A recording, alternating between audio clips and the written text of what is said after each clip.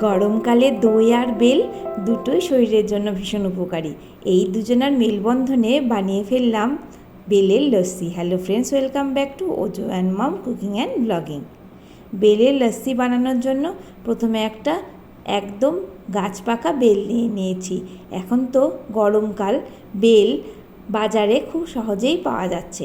সেরকম একটা পাকা বেল নিয়ে এসে আমি বেলটাকে ফাটিয়ে নিলাম। বেলটাকে ফাটানোর আগে অবশ্যই আমি ধুয়েছি।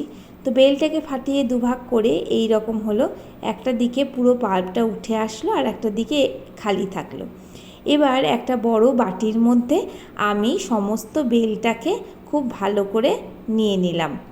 এবার কিছুটা পড়েছিল সেটা তুলে নিয়ে বেলের খোসার গায়ে অনেকটা যে পাল্প লেগে থাকে বা কাত লেগে থাকে সেটা আমি চামচের সাহায্যে একদম চেঁচে চেঁচে যতটা পারলাম ততটা তুলে নিলাম। অনেকটাই কিন্তু এখানে আমার কাত হয়েছিল। এবার আমি বেলটাকে হাত দিয়ে চটকে নেব। বেলের মধ্যে কিন্তু আঠা থাকে, আমি এই আঠাগুলোকে একটু আলাদা করে রাখবো। লস্যির মধ্যে আমি আঠাটা দেব না। সমস্ত আঠাগুলো যখন আমি আলাদা করে নেব তারপরে আমি কিন্তু বেলটাকে চটকে নেব।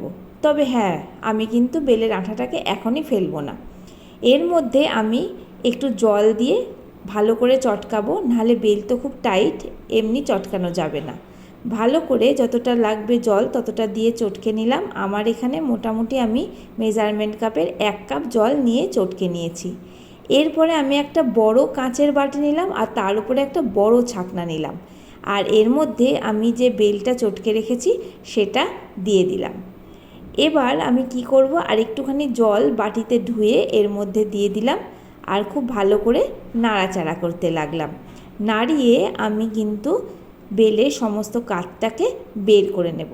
এবার এই আলাদা বাটিতে যে আমি বেলের আঠাটা রেখেছি সেটার মধ্যে একটু জল দিয়ে গুলে নিলাম। তবে কিন্তু পুরো আঠাটা চটকাবো না, পুরো আঠাটা চটকালে কিন্তু আঠা বেরিয়ে আসবে, লস্যিতে আঠার স্বাদটা ভালো লাগবে না। আমি 2-1 বার ভালো করে জল দিয়ে নেড়ে এই জলটাও ছাঁকনিতে ছেঁকে চেলে নেব।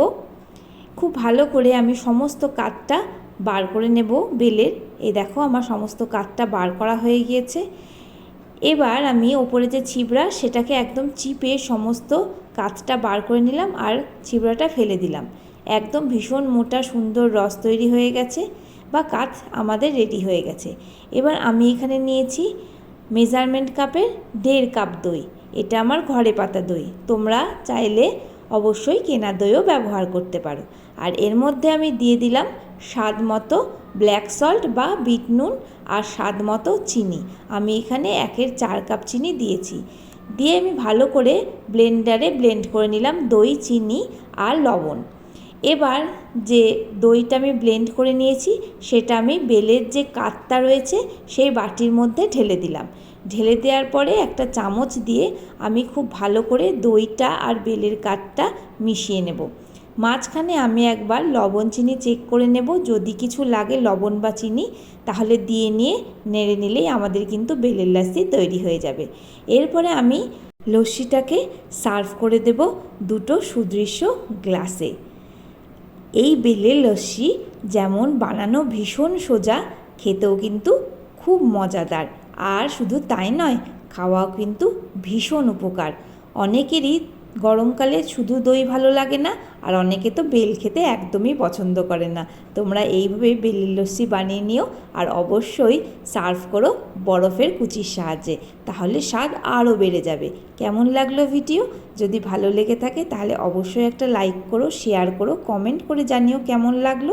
আর অবশ্যই বন্ধুরা আমার চ্যানেলটাকে একটু ভালোবেসো, আমার পাশে থেকে চ্যানেলটা সাবস্ক্রাইব করে নিও। অবশ্যই বেল বাটন ক্লিক করো যাতে আমাদের দেওয়া ভিডিও তোমাদের কাছে পৌঁছায় সবার আগে। এতক্ষণ ধরে যে ভিডিও দেখলে তার জন্য জানাই অসংখ্য ধন্যবাদ।